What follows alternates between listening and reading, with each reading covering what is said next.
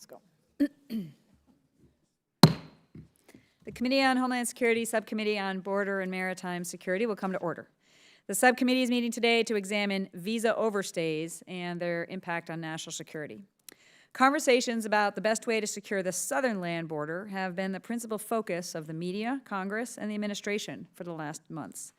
Today, I want to transition to an equally important but often overlooked aspect of our border and national security, visa overstays. Yesterday, DHS released the official fiscal year 2016 overstay numbers. And this year, they expanded the number of visa overstay categories to include students and other non-immigrant visa holders. I want to commend DHS for producing a more accurate picture of the challenge, but the numbers are stark.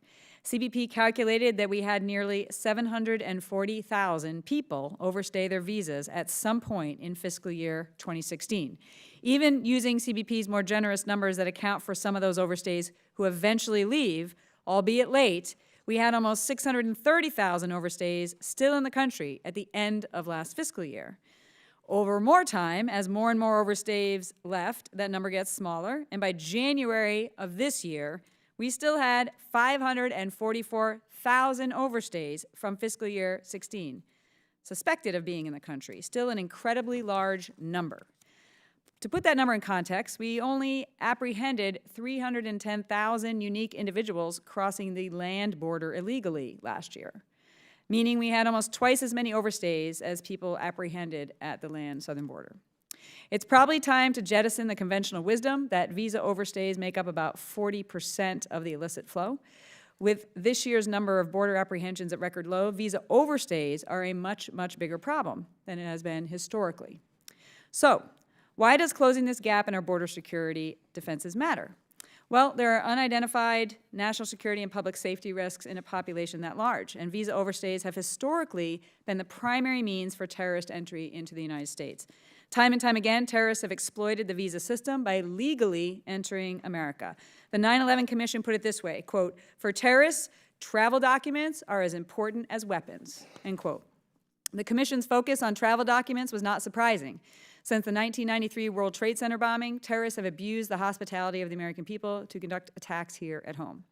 Mahmoud Abu Halima, an Egyptian convicted of the 1993 World Trade Center bombing, worked illegally in the U.S. as a cab driver after his tourist visa expired. At least 4 of the 9/11 hijackers overstayed their visas or were out of status, a missed opportunity to disrupt the attacks that killed nearly 3,000 of our fellow Americans.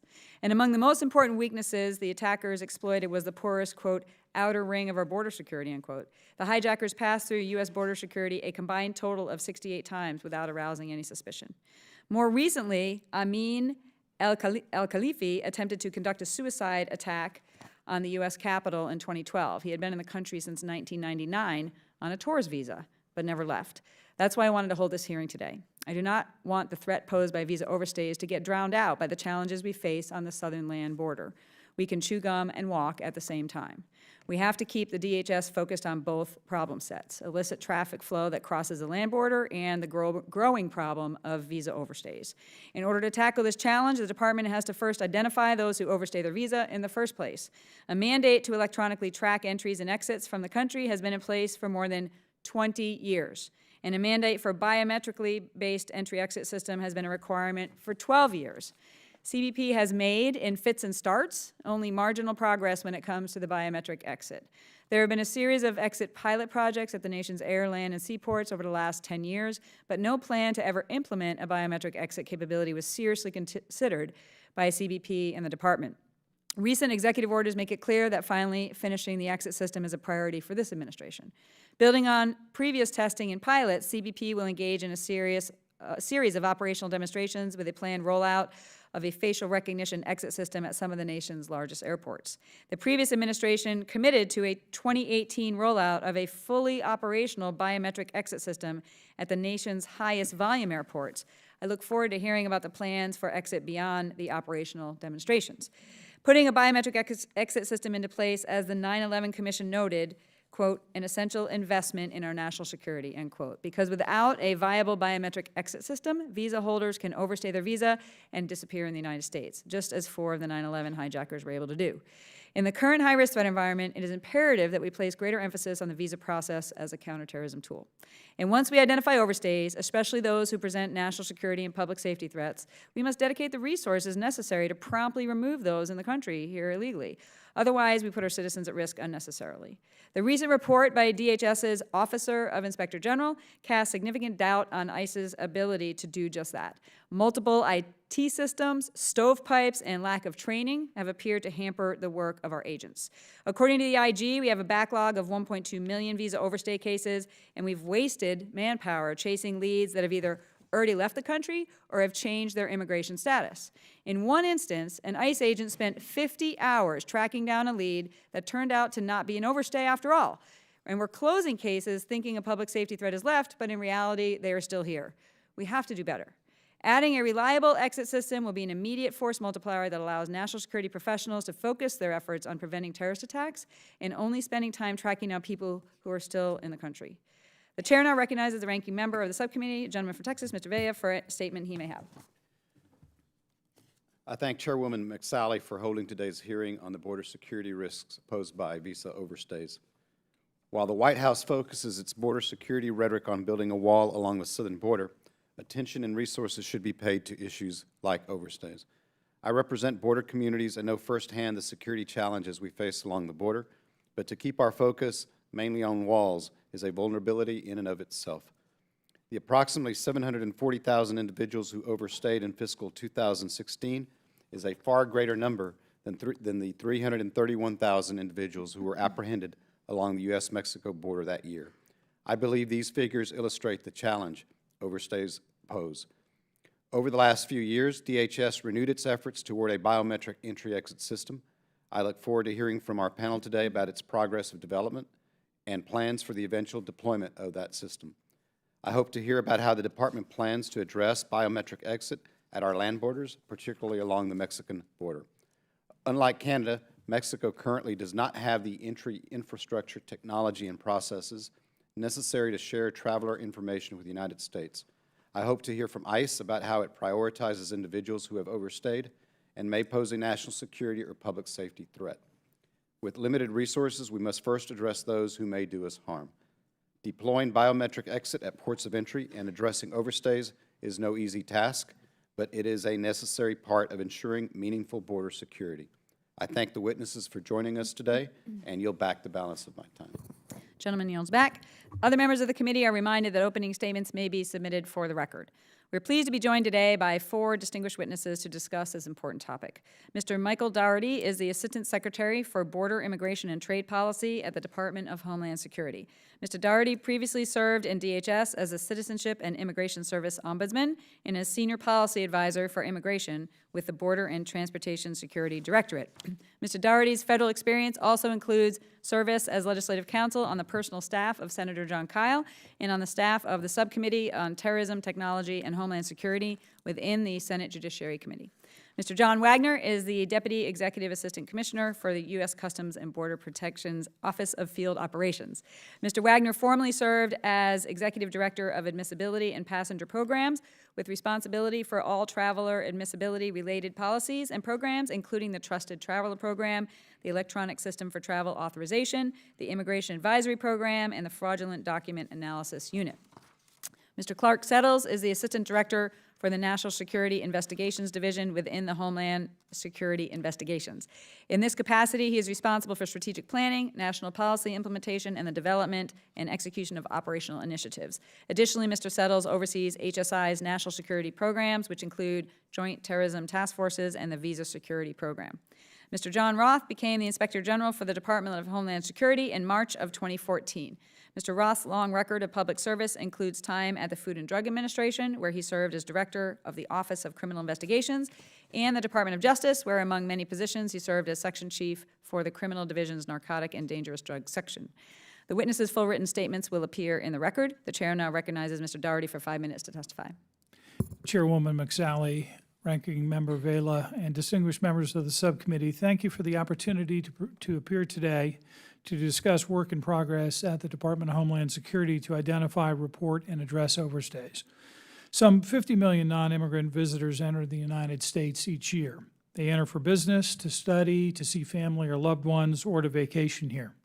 The United States welcomes these visitors while recognizing that it's imperative that they depart the country when their visas or period of authorized admission expires. Our ability to identify foreign nationals who overstay their visit is important for numerous reasons. Chief among them, we need to determine whether individuals pose a threat to national security or to public safety, and we need to protect the integrity of our immigration system by removing those who are present in violation of law. A key way to ensure that the federal government has the means of accurately determining the presence of unlawful overstays in the United States is through a biometric exit system that will provide a high level of assurance when a visitor has left the country. As most of us know, biometric exit has been a federal objective for many years.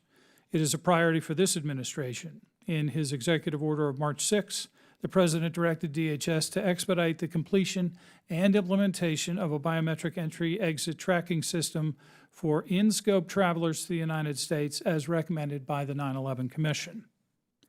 Yesterday, the Department released the fiscal year 2016 Entry-Exit Overstay Report. It contains new data that was unavailable last year when the FY 2015 report was issued.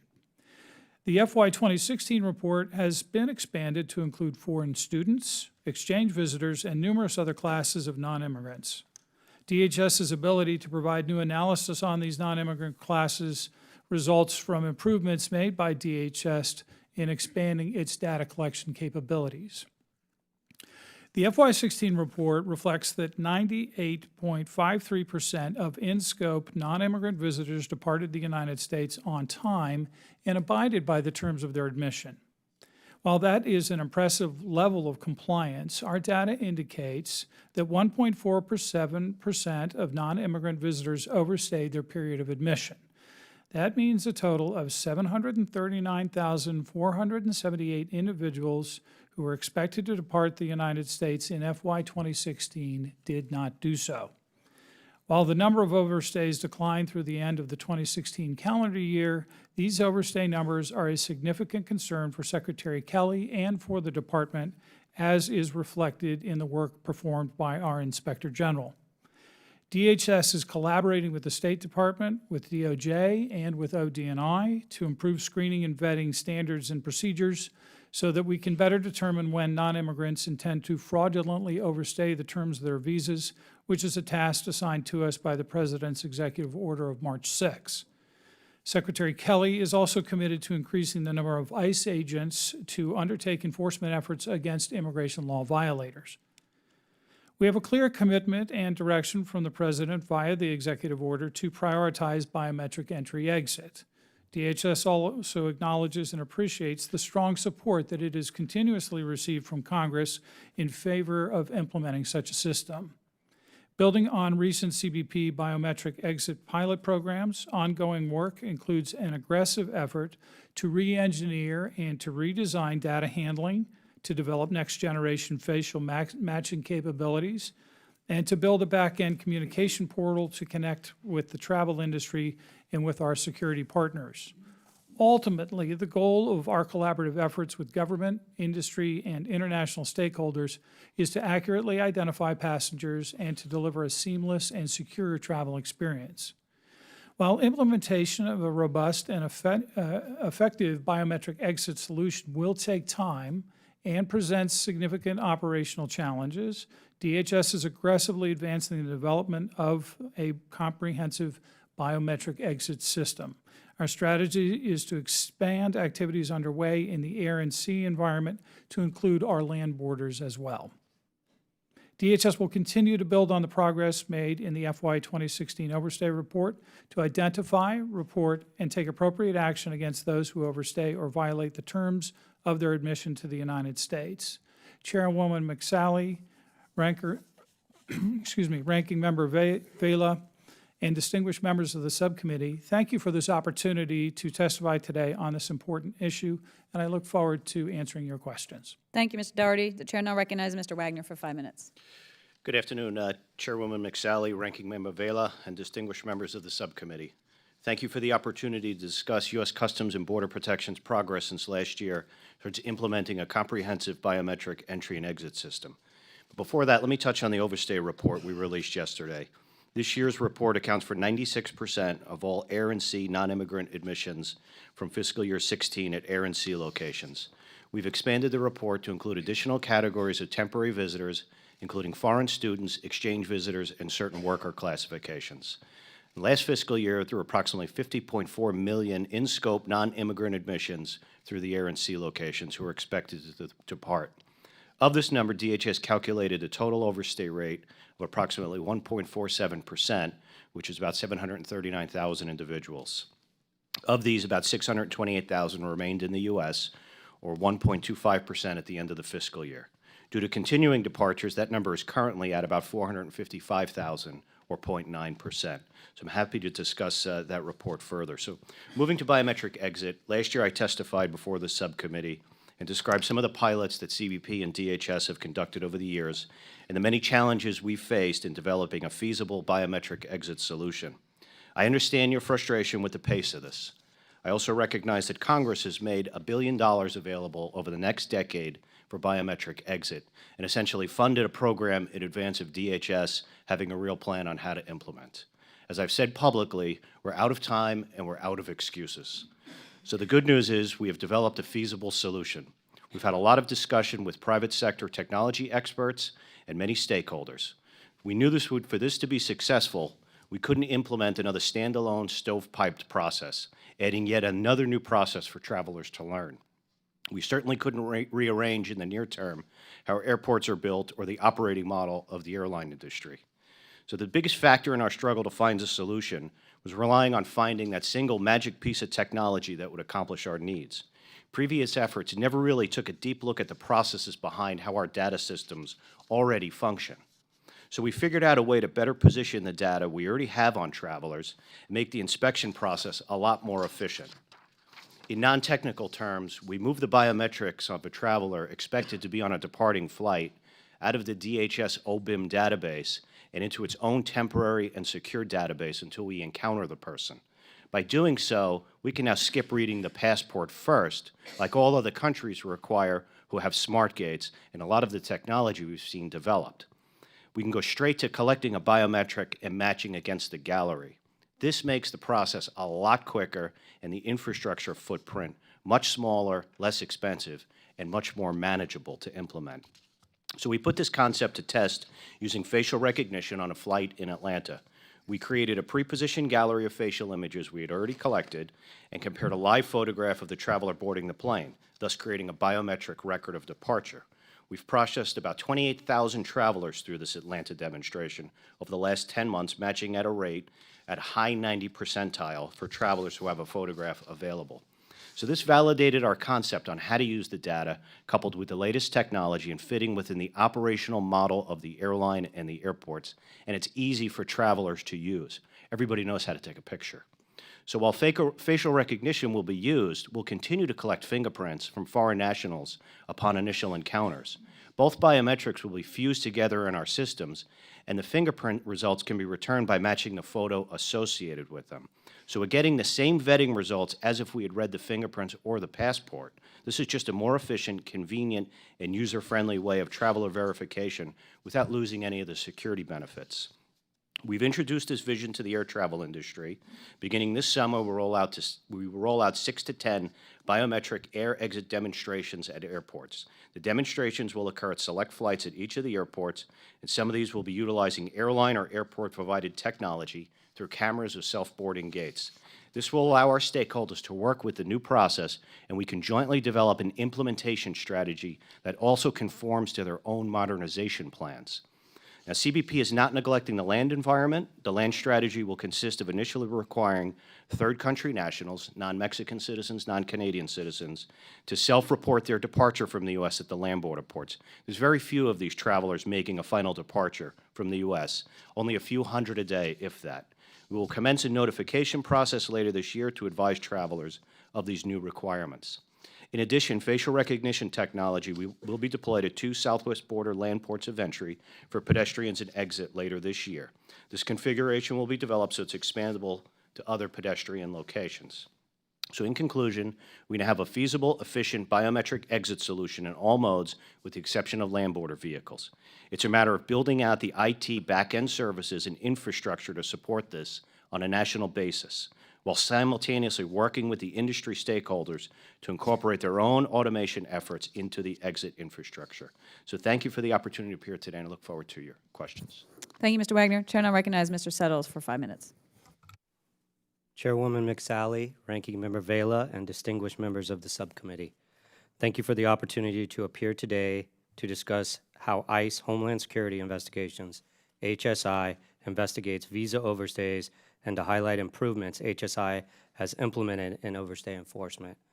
HSI's Counterterrorism and Criminal Exploitation Unit, CTCEU, focuses on identifying and prioritizing its enforcement efforts towards overstays who are still in the country, otherwise known as in-country overstays, who may pose a national security or public safety threat. On a daily basis, HSI agents ingest thousands of potential overstay leads from U.S. Customs and Border Protection, CBP's Arrival and Departure Information System, ATIS, from HSI's Student and Exchange Visitor Information System, CVIS, and other referrals on foreign nationals who may have overstayed their admission period or otherwise violated the terms of their admission to the U.S. When leads are received by the CTCEU team, they go through an automated and manual vetting process based on a prioritized risk-based framework. Lead packages that include all available information and instructions on how to adjudicate the leads are sent to the HSI SAC offices nationwide for further investigation by local trained and experienced field agents. In FY 2016, HSI reviewed approximately 1.2 million unvalidated overstay leads. Numerous leads were closed through the above-described vetting process due to subsequent departures from the United States, a change in status, or pending immigration benefits. Those that did not meet HSI's threat criteria were referred to ICE's Enforcement and Removal Operations, ERO, for further action. Of the overstay leads remaining within HSI's purview, 4,116 lead packages were sent to HSI field offices for further investigation. From those leads, HSI special agents made 1,261 arrests, secured 97 indictments, and 55 convictions. 1,884 cases are still currently under investigation. Another 1,126 were closed as being in compliance.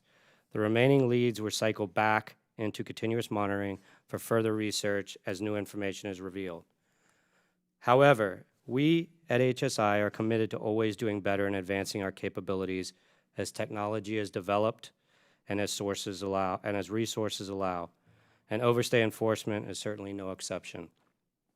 I'd like to take a moment to highlight a recent pilot program in overstay enforcement, an effort to prevent overstays by pushing the borders out, and our effort to improve data. First, our overstay life cycle pilot is an effort to ensure continuous monitoring. Started last year, HSI is tracking non-immigrant visitors who file visa applications at certain visa security posts from the time they apply through their departure from the United States. This continuous review allows HSI the ability to take action should derogatory information be uncovered at any point in the visa life cycle.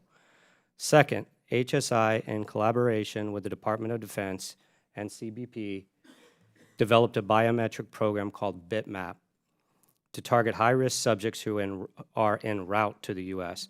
Through BitMap, we provide capability to our foreign partners to tactically collect biometric and biographic data on persons of interest they encounter. If such individuals are identified as threats to U.S. national security, HSI and our U.S. government partners work with host nations to take appropriate law enforcement action. In addition, BitMap collections bring individuals of interest to our attention so that we can prevent them from acquiring visas and stop admission to the U.S. at future encounters.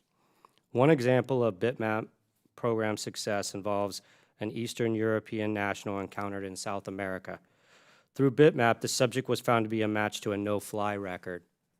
And when confronted and questioned, he identified himself as a foreign fighter. He was detained for deportation in South America, and his travel was stopped. This is what HSI is striving to do, identify such individuals and prevent them from reaching the U.S. Third, HSI has been an integral partner in improving the data interface between DHS systems to streamline our ability to identify overstays. Through modernization of LeadTrack and CVIS, we are advancing DHS information sharing and expediting overstay vetting. A number of initiatives are ongoing at DHS to enable systems to provide person-centric rather than event-specific data. That will help us better prioritize our cases. Before concluding, let me emphasize how seriously we take the recommendations from OIG and GAO reviews. When I came into this job from the field just a few weeks ago and was given the last OIG report, I took action immediately in response to concerns about field training and overstay investigations. I resent the CTC-EU Overstay Handbook and guidance to all of the HSI field offices and agents. This handbook provides detailed instructions on what systems to use and how to conduct overstay investigations. I also launched a plan to reinvigorate our regional training program, including training on systems. Because if even one agent is confused on how to investigate one of these leads, it's not acceptable.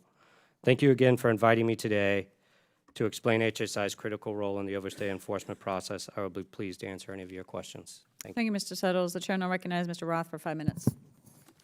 Chairwoman McSally, Ranking Member Villa, and members of the subcommittee, thank you for inviting me here today to testify to discuss our work relating to visa overstays, including our most recent audit report. The results of our audit reveal that DHS information technology systems do not effectively support ICE visa tracking operations for a number of reasons. First, identifying potential visa overstays requires pulling data from dozens of systems and databases, some of which are not integrated and do not electronically share information. This is necessary because 4 different DHS components, ICE, CBP, USCIS, and the National Protection and Programs Directorate, as well as numerous entities outside of DHS, are involved in managing the overstay issue. Much of the data that is stored is not in easily retrievable fields. As an illustration of the disjointed nature of the IT systems involved, ICE investigators need to retain up to 40 different passwords, each with different access restrictions and expiration dates for up to 27 different information systems. Second, real-time access to real-time data is hampered by system access restrictions. ICE personnel are sometimes unable to gain access to USCIS systems despite having a need to do so. Some data is retained in paper-based files, which can take considerable time to access, and some systems are not frequently updated. Third, ICE personnel do not have the training and guidance they need to effectively identify and utilize the numerous systems currently used for visa overstay tracking. ICE personnel in the field are not always sure which systems to use to perform their specific job functions. Personnel we met at multiple locations expressed concerns that they were unaware of all the systems available to them across DHS components and agencies, potentially limiting their effectiveness in carrying out their visa tracking responsibilities. Lastly, in the absence of a comprehensive biometric exit system at U.S. ports, DHS relies on third-party departure data, such as passenger lists from airlines, which is not always accurate and fails to capture land departure data, which accounts for the vast majority of visitors leaving the United States. These deficiencies have a significant real-world impact, including a backlog of more than 1.2 million visa overstay cases, an inability to estimate with any degree of confidence the number of individuals who are actually overstaying, which results in a poor understanding of the problem and incomplete reporting to Congress. Considerable resources wasted investigating thousands of leads that could have been eliminated, such as individuals who had already left the country or applied for and received immigration benefits.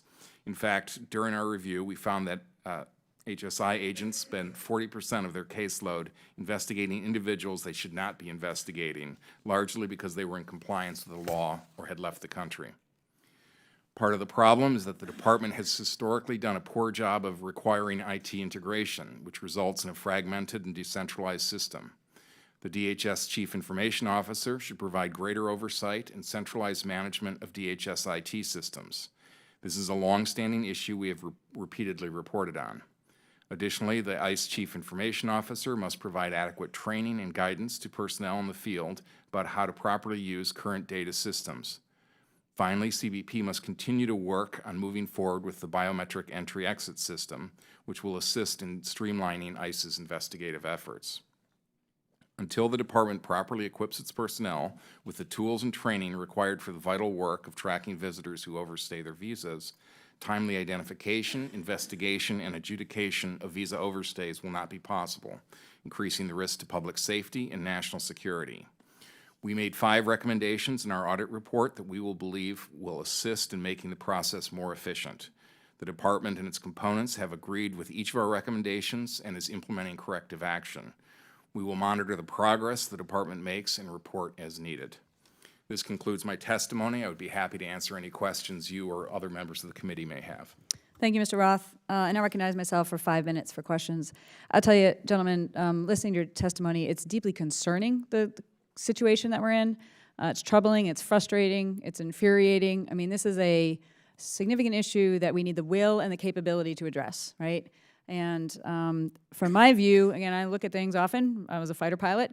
We have 2 main challenges. The first is we need to make sure we have good data and good information. We need to know who's overstayed and who hasn't overstayed. So that's on the data front. So our situational awareness is high, and we have good data.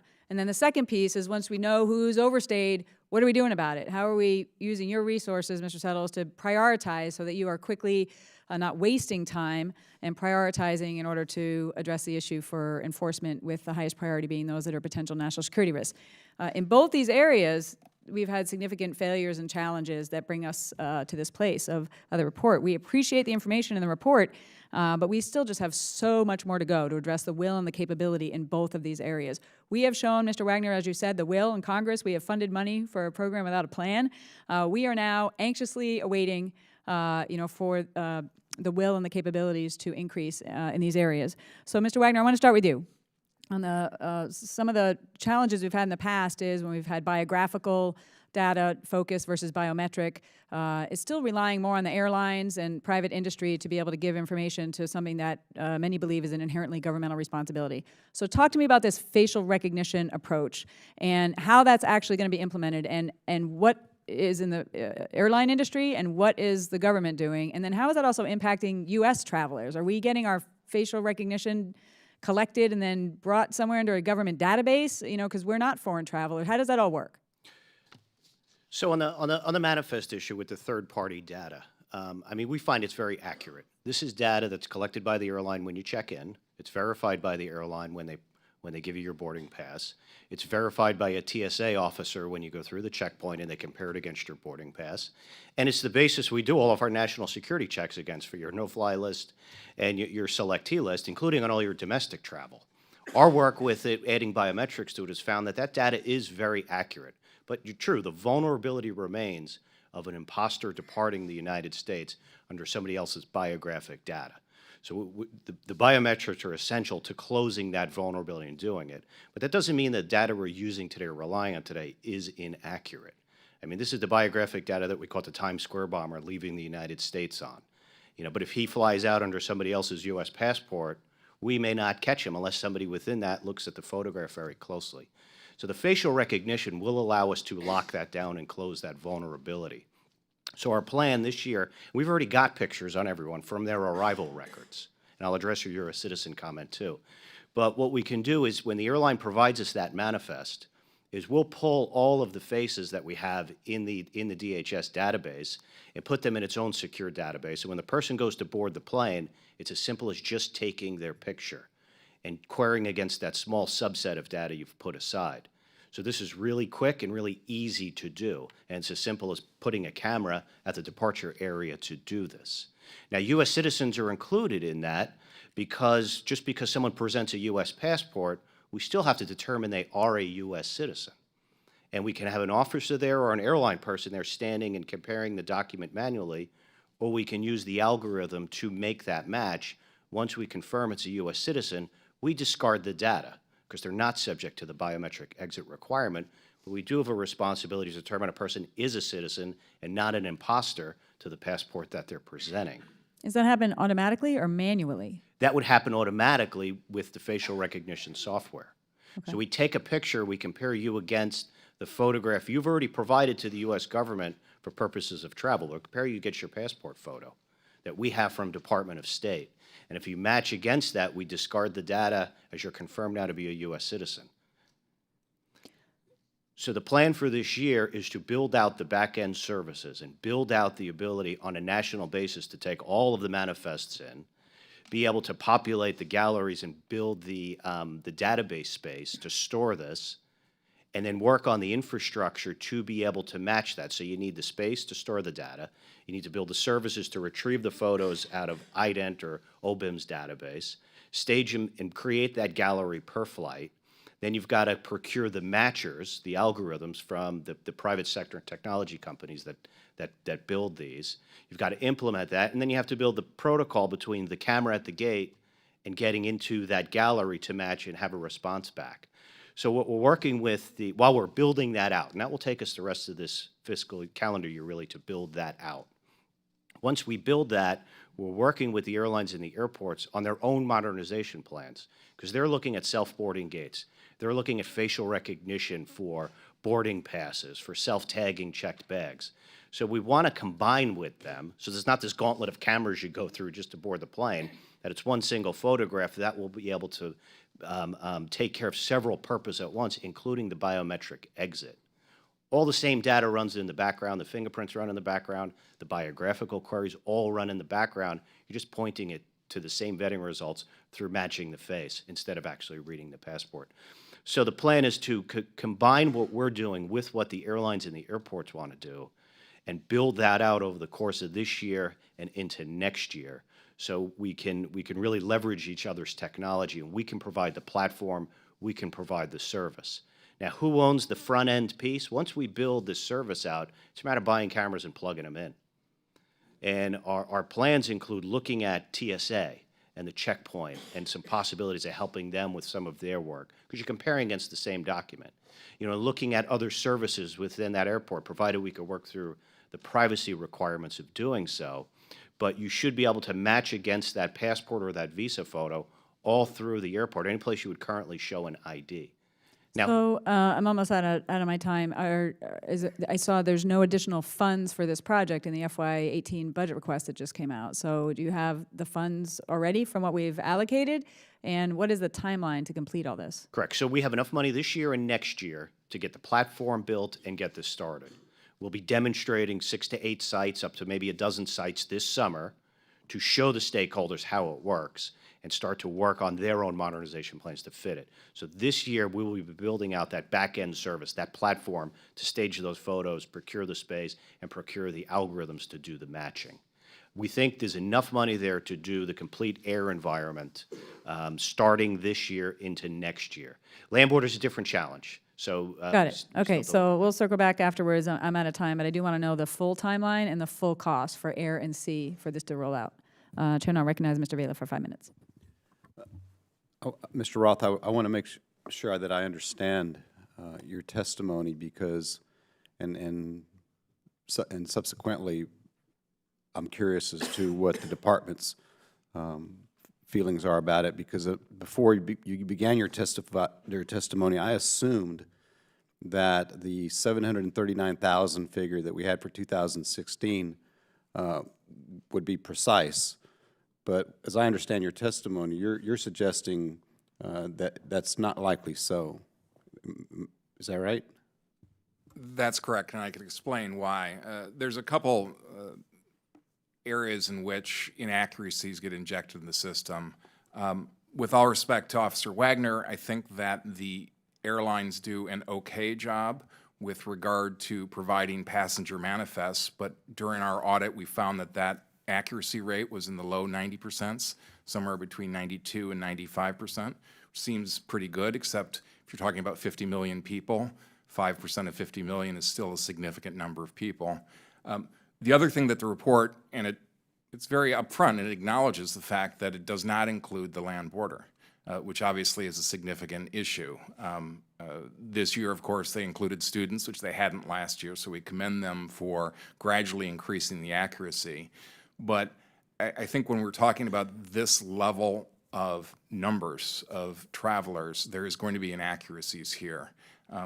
What we found, for example, is the cases that got shipped to Homeland Security investigations for overstays. These were the high priority cases.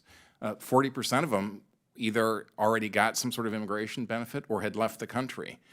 In other words, we thought that they were overstays, and then once they got investigated, they weren't overstays. So there's going to be a significant amount of inaccuracy in these kinds of numbers. So are you saying that that figure is probably about 90% accurate, or? That's the problem, is we can't tell exactly how accurate it is, and that's the whole nature of the problem. As I said, once we took a look at the accuracy of the numbers that we got from the airlines, we saw that that was somewhere in the low 90% accuracy rate. But again, that's an estimate. We can't estimate what kind of volume we're talking about at the southern land border, for example, or the northern land border, excluding Canadians who will not share that information. So again, there's a lot we don't know, so I would caution, or I'd exercise some caution believing the accuracy, the specific accuracies of these numbers. So Chief Wagner, what are your thoughts on that? So the report didn't include the airline manifest data or how it was accounted for or received from the airline. So I don't know how the 90% figure was calculated. That really wasn't in the report. What I did see in the report was some ICE agent case data from fiscal year 15, but there was no indication of how old or stale that data was. Were those cases from 15 or 14 or 13?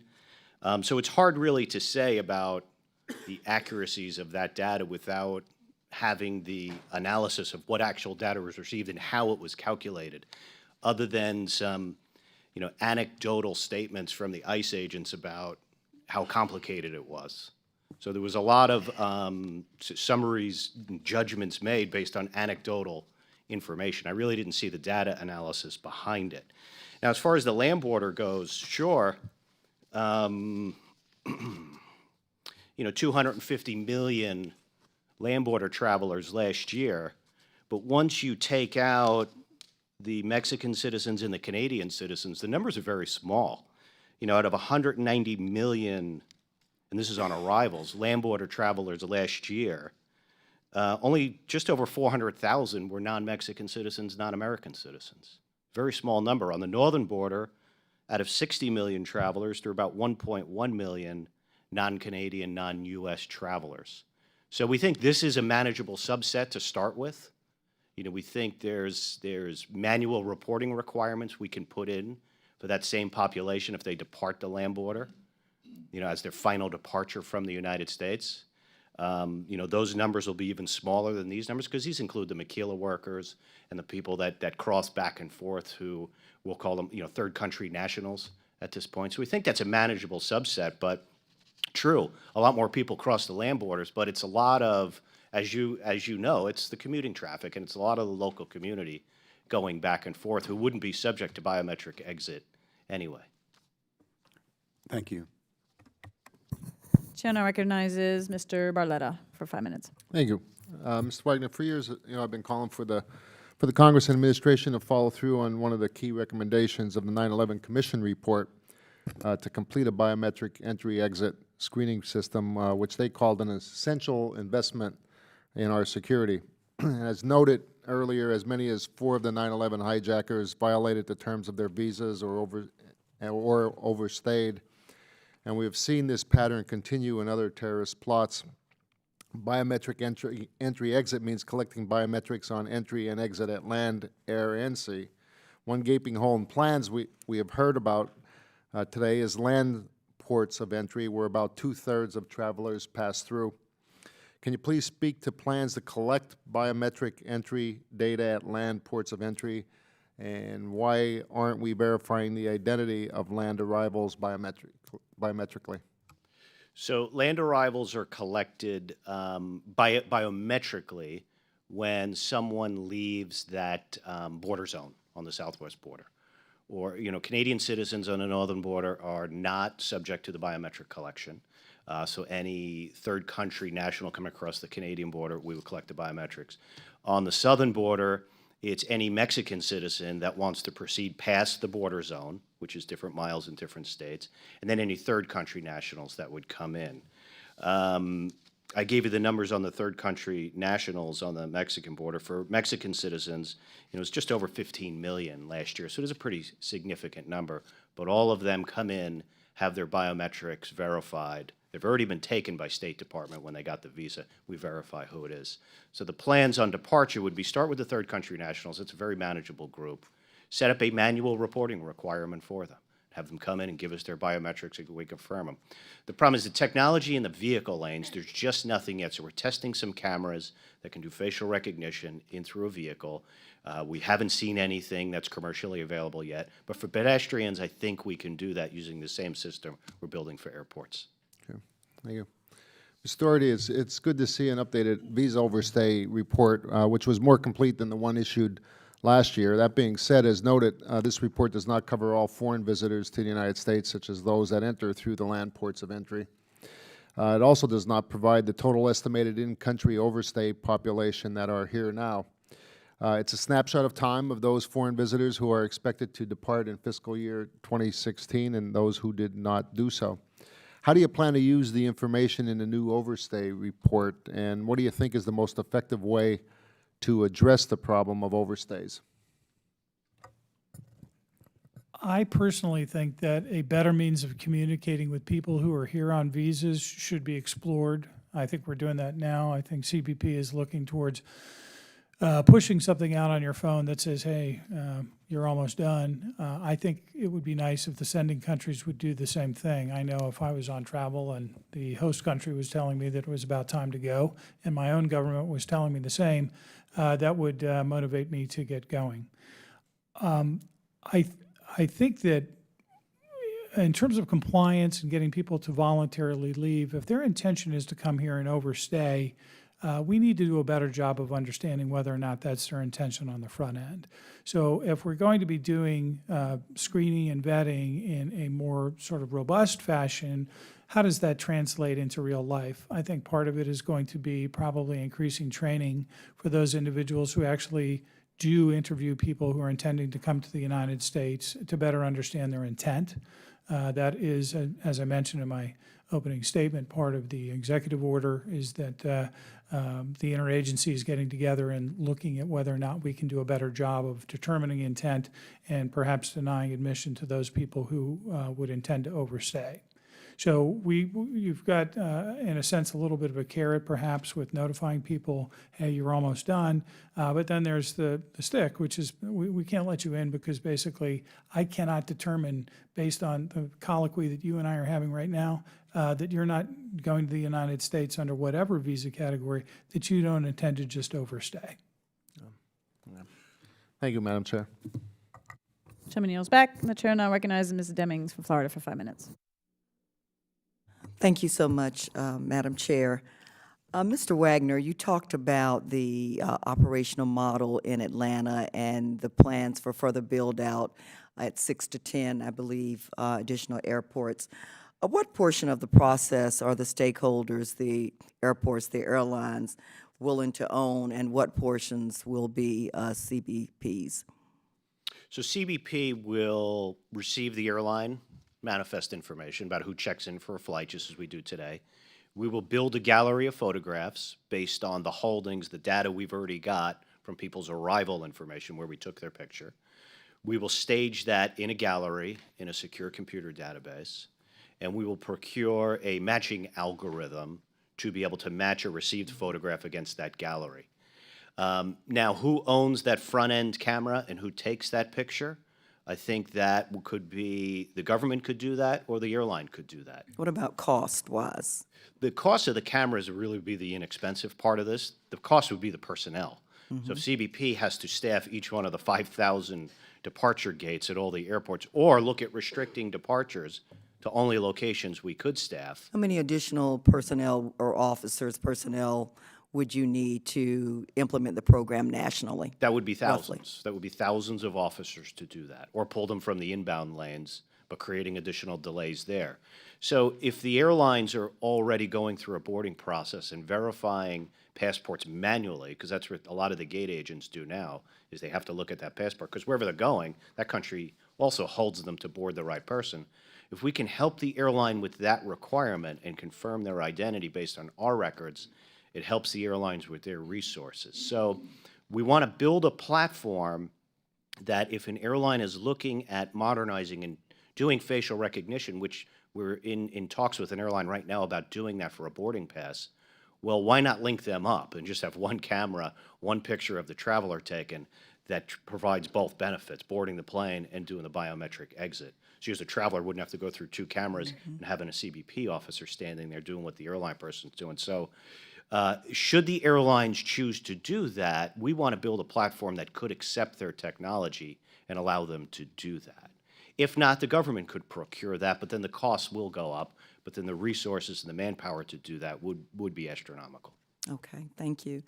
Mr. Daugherty, how does the department ensure that DHS field personnel are adequately trained to identify and investigate incidents of individuals who may be in the country longer than the term of their visas?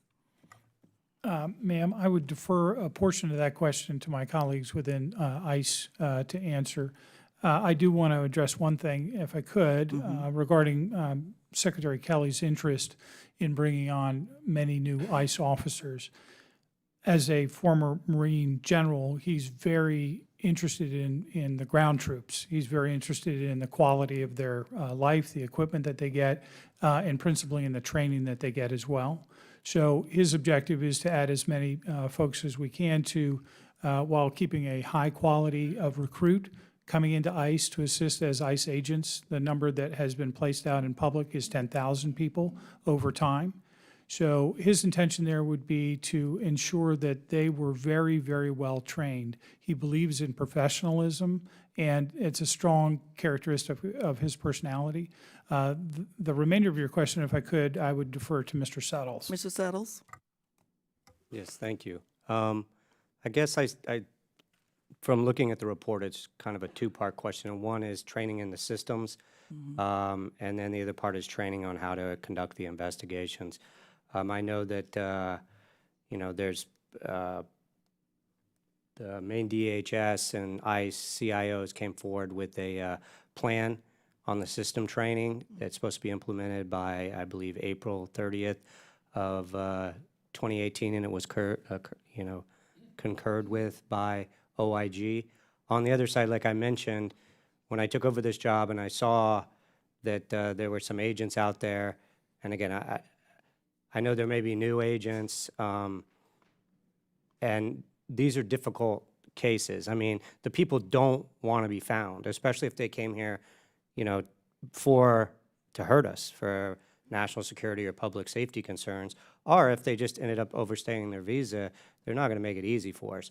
So just like any criminal investigation, some of them we can adjudicate in a few hours. Some of them take a long time because the people just don't want to be found, and we have to go through it. As far as the number of systems, we do have work to do. There's no doubt about it.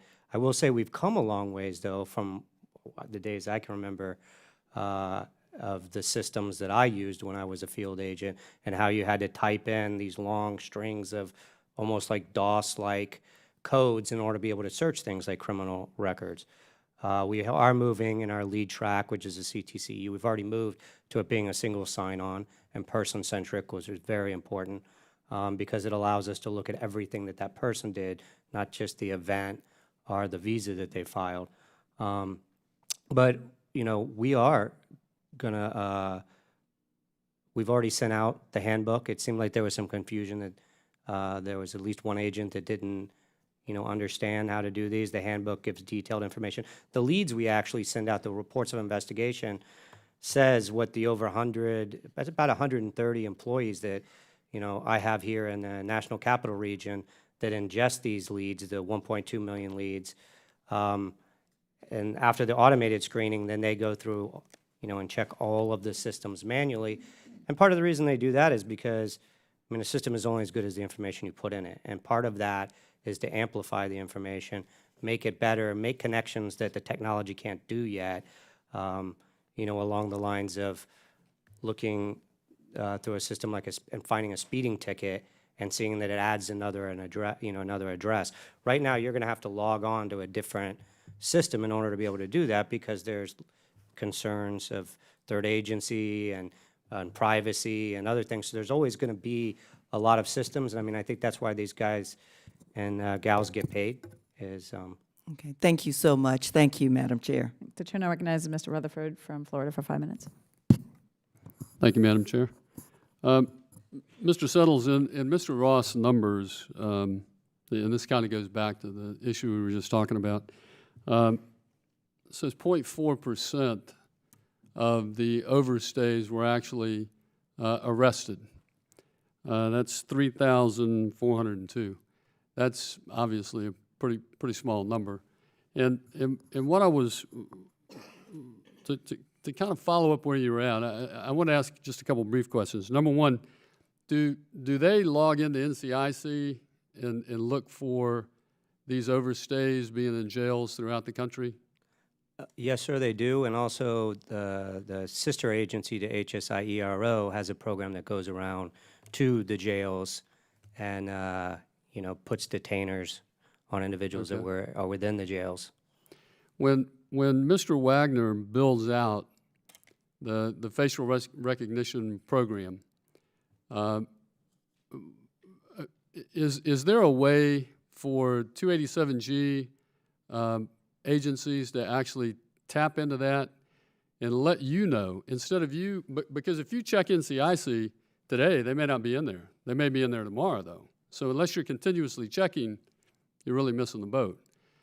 But if we had if we had those agencies out there helping you hit a database of overstays, then we identify them for you and tell you come pick them up. And and that way we have thousands of officers all over the country helping to capture this population. So my question is, when this database becomes available, will you have to be a 287G agency to get into that database, or could some other structure be put up, like through the fusion centers or something like that? You know, I don't know the answer to that yet because we're not there to that point yet, but I think it's a great idea. I mean, it would be very helpful for us, for the departments that want to work with us, to be able to run that information and send it back to us. It would also be helpful when the technology comes online to where it can continually search and you don't have to go in there every day, like you said, and rerun the name when the technology comes online, that we could just put it in there once and, you know, it's out there looking. Mr. Wagner? But that database already exists. That exists today. We've collected the biometrics, the fingerprints, the photographs of every non-citizen that has arrived in the United States, with the exception of Canadian citizens. So that's already there. All we're building with this is when the airline tells us who to expect to fly, because that database is 200 million identities, probably 1 billion photographs. So it's difficult just to send a picture in and say, who is this? Or send your fingerprints in and say, who is this? You've got to read the passport first to find it, right? Because the databases are too big, the way they've been architected over time.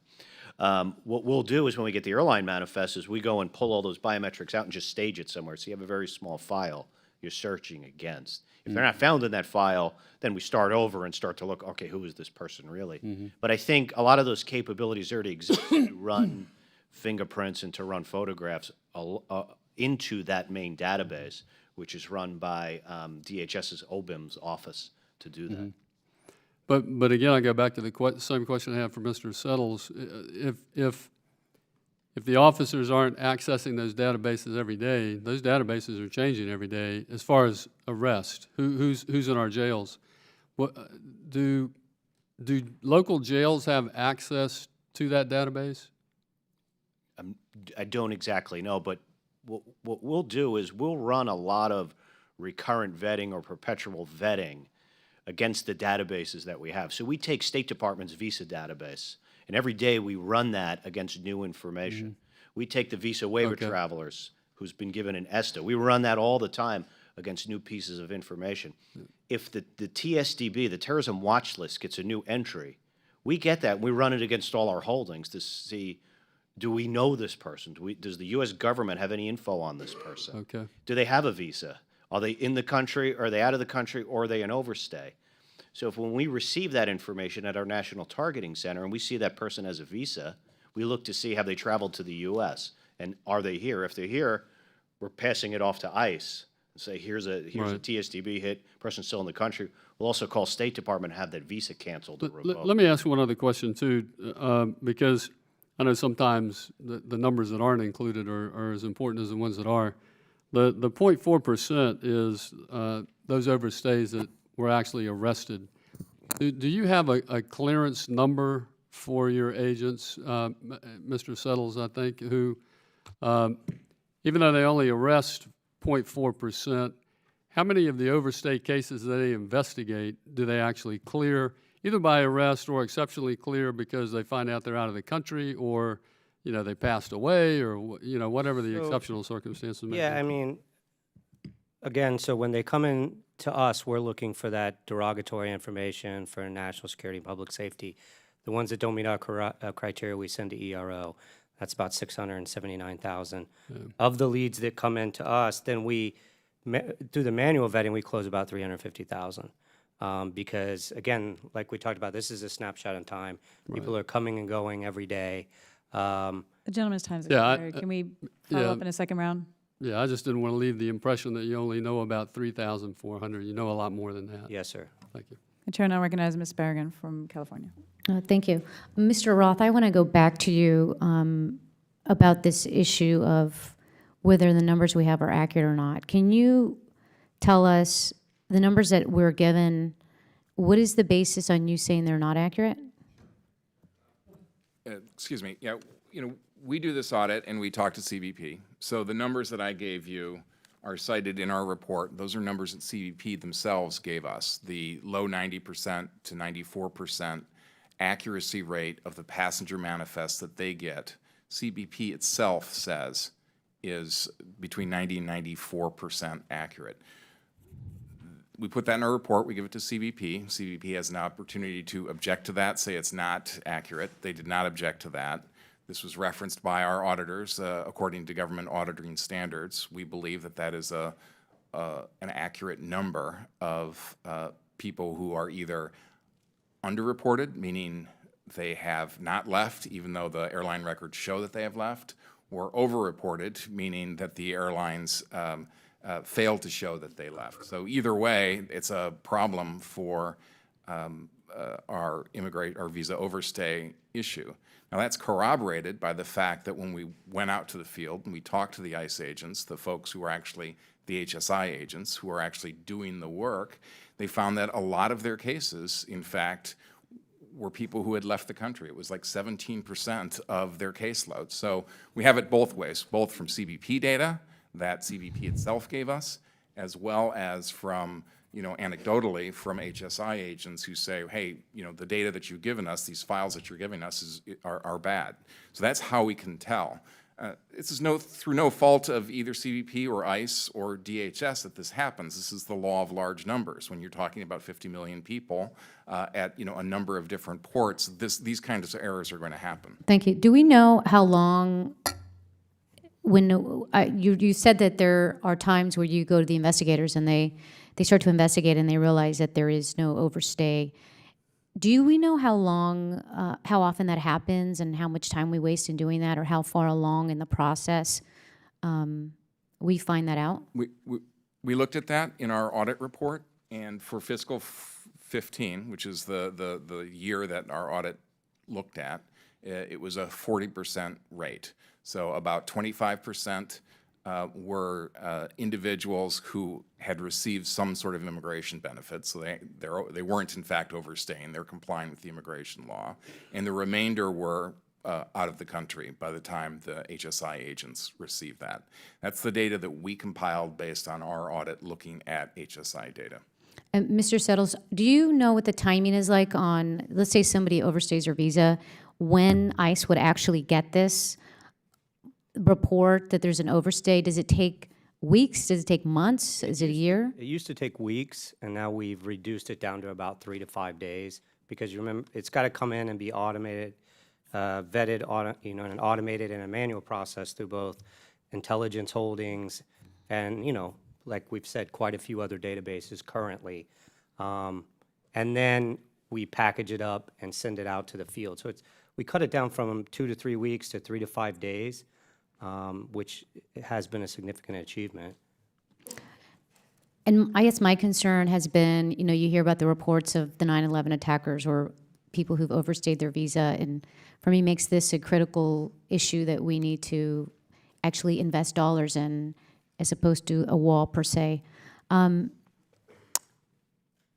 Once you get that list, I imagine there's a lot of people on that list. How do you then determine who's a priority? Do you look at people coming from certain countries? Do you look at, how long they've overstayed their visa? What is the process? So we get about 3,000 leads a day that comes into us either from CBP or from CVIS and other sources.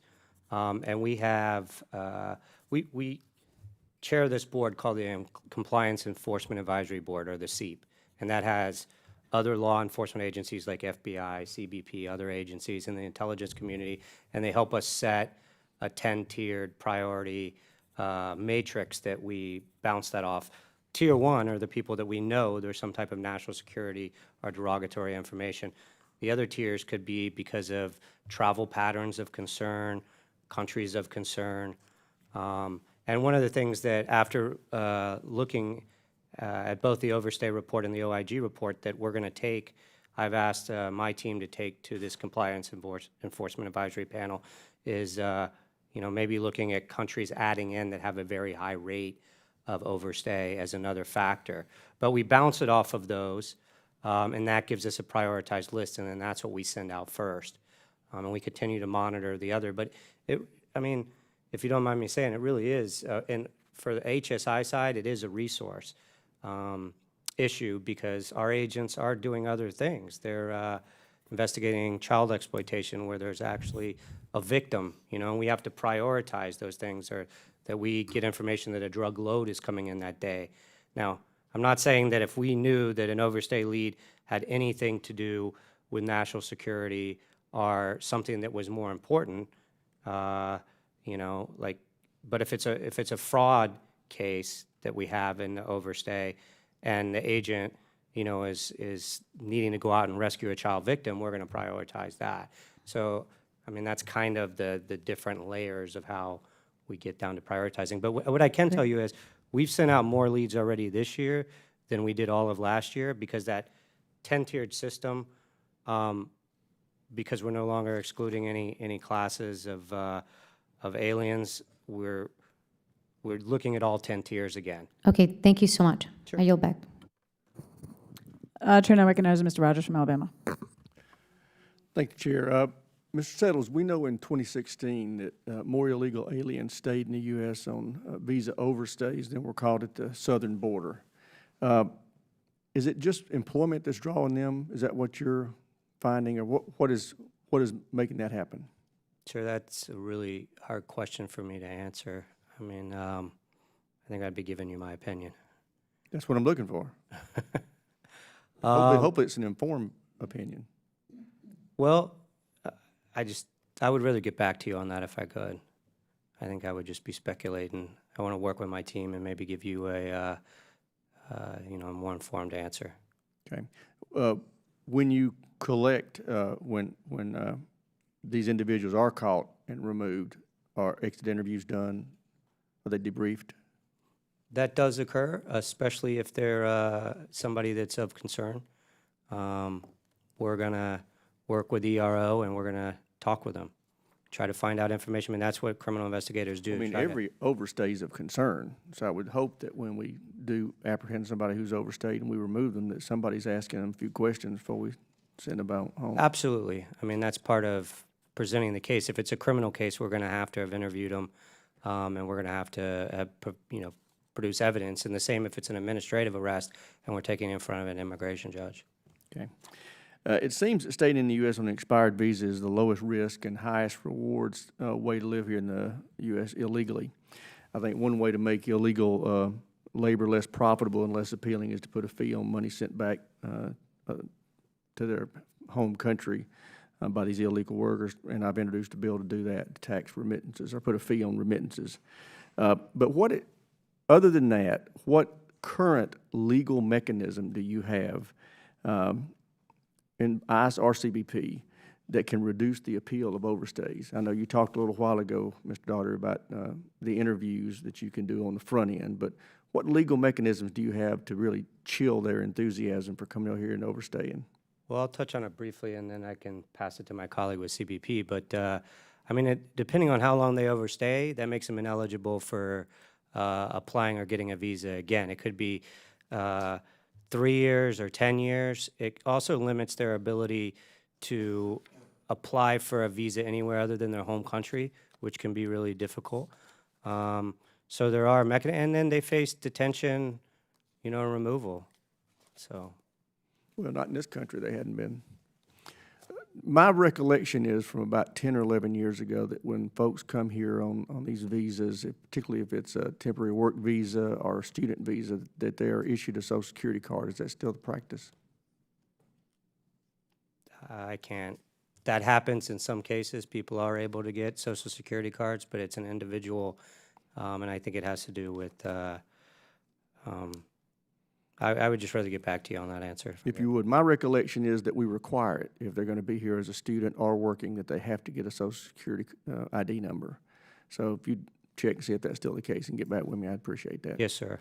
And with that, I yield back, Madam Chair. Thank you, Chair. Now I recognize Mr. Correa from California.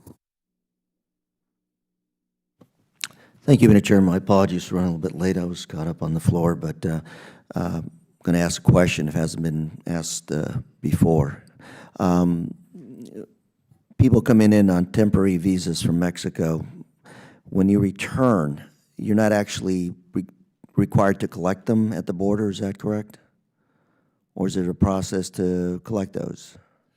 They're provided a paper I-94 if they cross through the land border. That's correct. And they're supposed to hand that back in at the end of their stay. But there are multiple entries, so they can use them for multiple entries and not hand it in.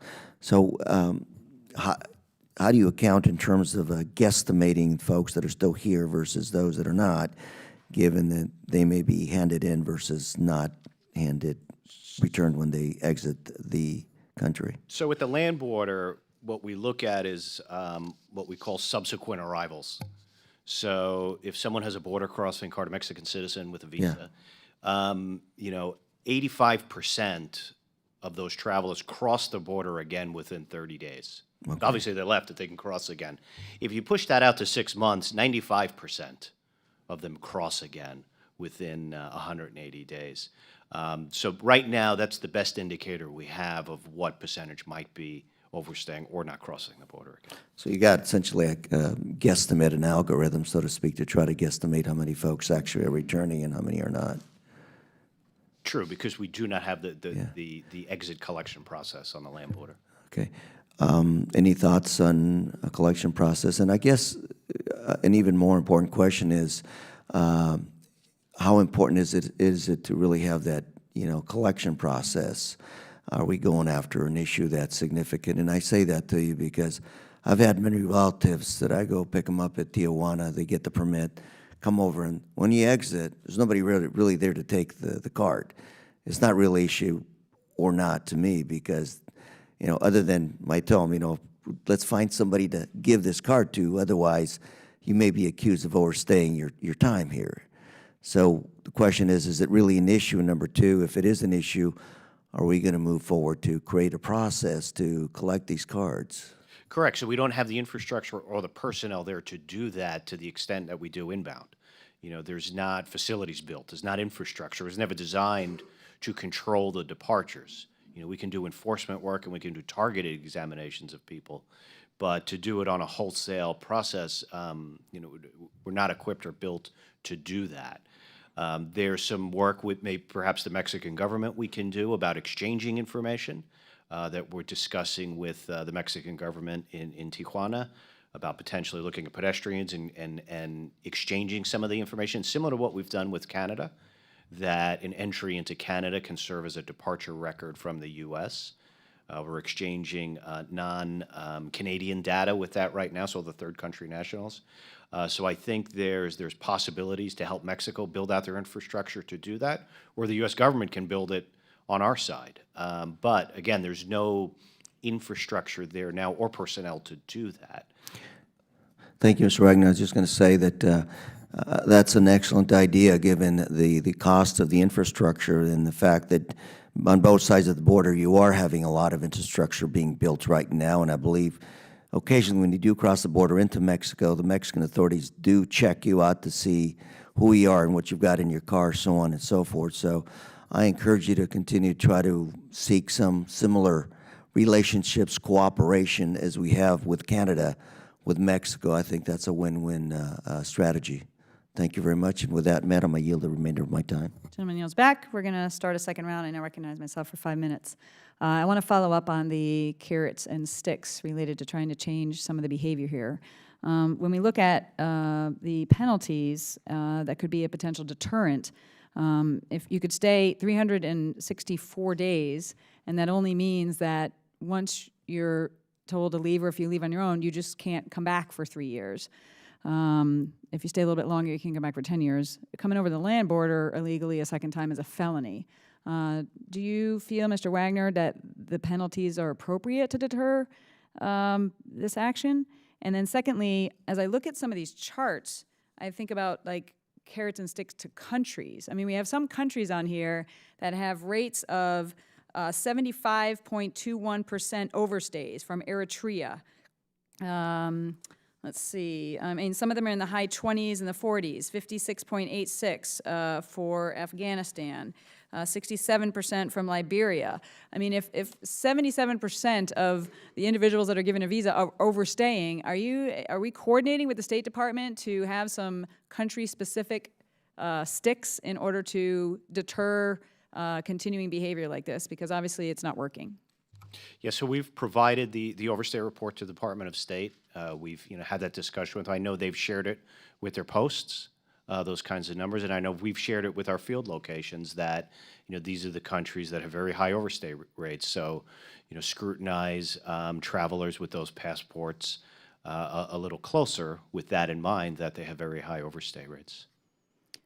But there, I mean, there's no, obviously the State Department's not here, but and there needs to be other tools from my view of like, hey, country X, get your act together, or you're no longer going to be granted visas, because if you're having a 70+% overstay rate, I mean, there's got to be some sort of carrot, and there's other diplomatic and economic tools for them to actually tighten up their process at in the country level. How about the individual penalties?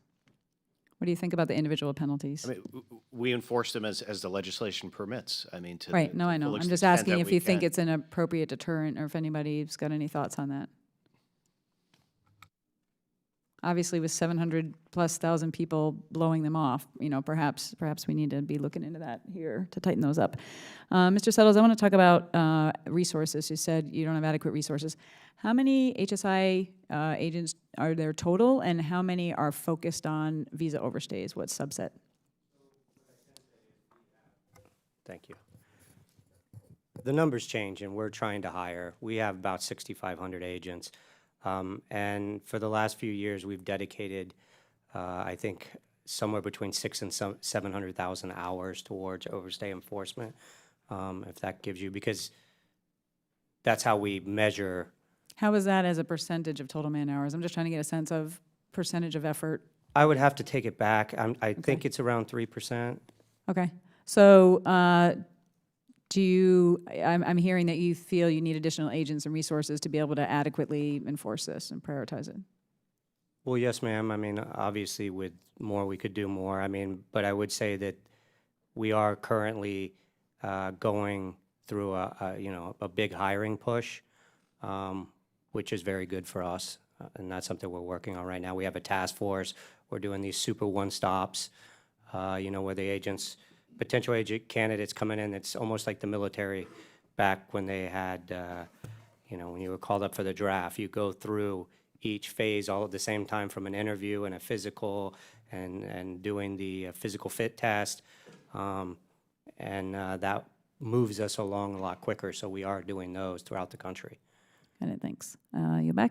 Chair, you have a second round? Okay, anybody else, Mr. Correa? Ms. Maria? Okay. Yeah, I'd like to go back to Mr. Settles. You had mentioned that you have a 10-tier system, and you said you are now looking at all 10 tiers. Give me an example of what's at the bottom of the 10th, what's at the 10th tier.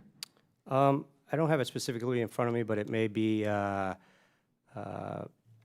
individual from a country that has some level of concern, but not as high because of travel patterns, where we've identified that people have traveled for foreign fighters. Okay. And then other criteria like age and Is it, you say you're now looking at all 10 tiers, does that mean because there's no longer priority set in the department and they've been expanded, or why is it that you are now looking at all 10 tiers? yes, ma'am, that's correct, because we're no longer excluding any classes of individuals. Our guidance now is to enforce the law across the books. Well, it sounds like you have a resource issue, and now without the priority, that's making it even harder for your department. Is that accurate? Yes and no. I mean, we've already sent out more leads than we did last year, which is a very good thing. But I would say the year before, we had sent out almost twice as many leads, and the subsequent years as well. So it creates a resource issue, and we're hiring more people. But it also, I think, because again, that whole 10 tier is in working in coordination with other agencies like the FBI and the intelligence community to figure out the people and the travel patterns that would be most likely to be of concern to us. So how do we know then, if you're looking at all 10 tiers, let's say you're working on somebody who's in the 9th tier, that means that somebody in the 1st tier may not be addressed because because somebody's working on that 9th tier person? No, I mean, every day we're prioritizing and triaging and moving, and so, priority 1 through 4s we're going to get to before we get to the 9. Like I said, we get about 3,000 leads a day, and we have about 130 agents and analysts crunching through them as fast as they can. And all the reports about there's going to be 10,000 new ICE agents hired. Do we know how many of those will be allocated to overstays? I do not have any visibility in that, no. I think, like most of our priorities, we have quite a few. It'll move back and forth depending on whatever the threat is at the time. Okay. There was also, my understanding was that the OIG report indicated that some of the investigators were not properly trained to access the systems. Why is it they were not properly trained? Well, I guess what I would say is, like I mentioned in my oral testimony, I mean, that's of concern to me as well. If even one agent feels that way, that's not acceptable. So we're taking steps to change that. But I can say I ran 10 field offices in Northern California, and I just finished running 7 in Virginia and DC. And I never had that complaint from any of the agents in those offices that they didn't feel they were trained. But they did sometimes feel like, rightfully so, I think we all feel like we have a lot of passwords, and we have a lot of different systems that we have to navigate. And if you don't do them every day, so if you're somebody that works in child exploitation or money laundering or drug smuggling or weapon smuggling, and you're taking up some leads in this area, and there's some databases with USCIS that you haven't used before or only use a couple times a year, we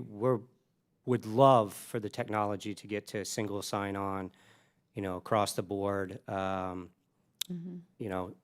federated searches. But so I think, does that answer your question? Yes, thank you. Mr. Wagner, if I may, what is CBP doing to ensure the servers and the data, the biometrics data, is not compromised under a cyber attack? So, I'd have to defer to our IT staff to provide the technical answer on that. But, the data is housed within a CBP system. We'll be using some cloud space technology to store that data. But what we'll do is what's called templatizing the photograph. So it takes your picture, it turns it into basically ones and zeros and numbers, and that's put into the cloud space where the matching occurs. So if somebody were to hack that, all they would get was just a bunch of numbers. When that match is made, the data comes back into the CBP database then where it's secured. Great, thank you. I yield back. Thanks. One last question, Mr. Wagner. I started it at the end of my first round, which is, you said you had enough funding for what you were planning to do for the remainder of FY17 and 18. Do we have a sense of what the total cost of the facial recognition to be rolled out to all air and seaports, and the timeline? And should we expect to get a plan on how that's all going to happen from CBP? So we believe there's enough funding there now to do the facial recognition at the air and sea location. At all? All of it. Okay.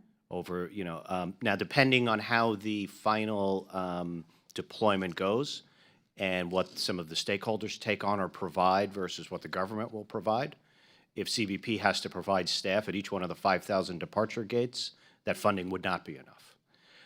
If we can work with TSA and consolidate some of the adjudication of the mismatches in a centralized place, maybe that's an easier way to do it, and then partnering with the airlines with the final confirmation at the gate. That brings the staffing cost way down dramatically.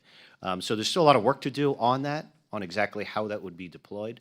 So, we'll have to follow up with you as this progresses and to see what the funding will cover. The idea is, of course, spend as little as the funding as possible and make that money work for what we have to do.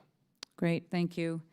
I want to thank the witnesses for your valuable testimony on this very important topic, and I want to thank the members for their questions. Members of the committee may have some additional questions for the witnesses. We'll ask you to respond to these in writing. Pursuant to Committee Rule 7E, the hearing record will be open for 10 days. Without objection, the committee stands adjourned.